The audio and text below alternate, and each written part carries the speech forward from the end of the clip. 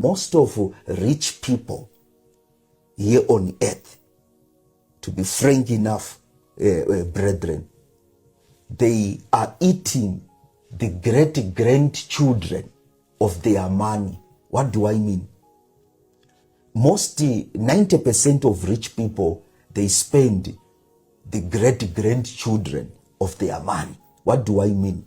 What I mean is, they were once poor, and when they got an opportunity for a capital, they did a business transaction or they entered a project.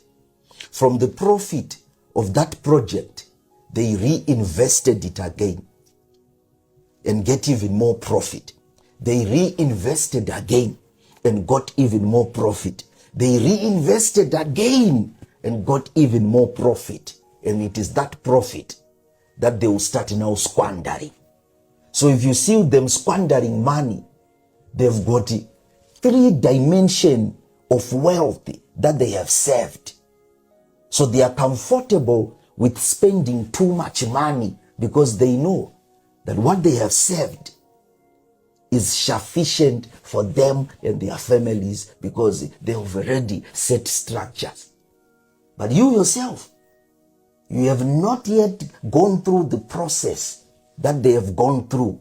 You have simply been blessed by God to get a capital. But when they got that opportunity, the first thing that came to their mind was to live a life that is being lived by other rich people that they see, whether on social media or that they come across in life.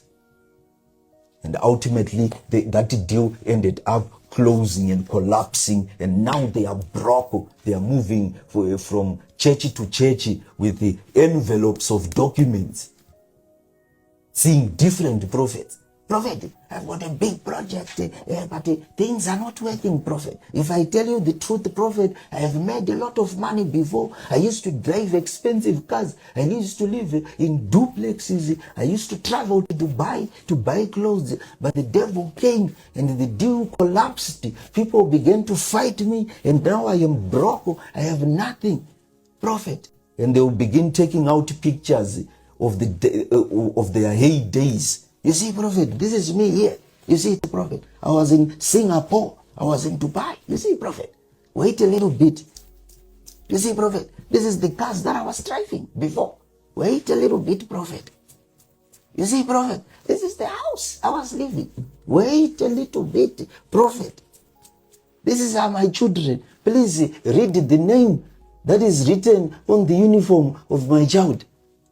Then the prophet looks at the name and he sees Heritage Secondary or Gateway. How much I had enrolled them there? The fees is about 5,000 per term. You see, prophet, everything was well. But then, prophet, witches came and squandered my wealth. If I tell you now, prophet, I don't even have a car to drive. I'm being fought from left, right, and center, and I am broke. So please help me, prophet. I need to be revived. Those people will be surprised that sometimes God will not revive them, because the issue is not in them being revived. The issue is in them failing to invest well, because they want to live a life that they see their colleagues living. So they start squandering money and doing all sorts of unnecessary things through the capital that God had blessed them with. So if care is not taken, their prayers will not be answered by God, because the important thing is not about their prayers being answered. The important thing is about them changing their mentality, because God knows that this one, even if I am to revive him to make money again, that capital, he will use it again to revive himself and say, you thought I will not be rich again. You were laughing at me and saying, yeah, you are broke. You used to have money. Stupid people. You think I'm a fool? I've been doing business myself. I know what I'm doing. And they'll begin to go on social media, buying vehicles, proving a point again to people that were laughing at them, that they've gone broke. And they will squander that money faster than even the first round. And God says that this one is a waste of time. If he doesn't change his mindset, it will be a waste of resources for me to bless him again. You will repeat the same mistake.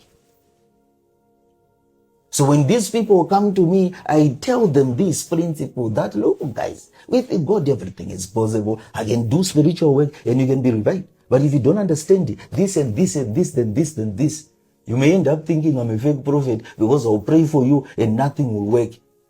Because it is now God himself who's saying that blessing you will jeopardize you again. So until now, you go back to the spirit of prayer like we are doing and be engaging in these morning devotions. Prayer will begin to reset your mind, align your mind to the truth, and give you the grace to understand spiritual realities.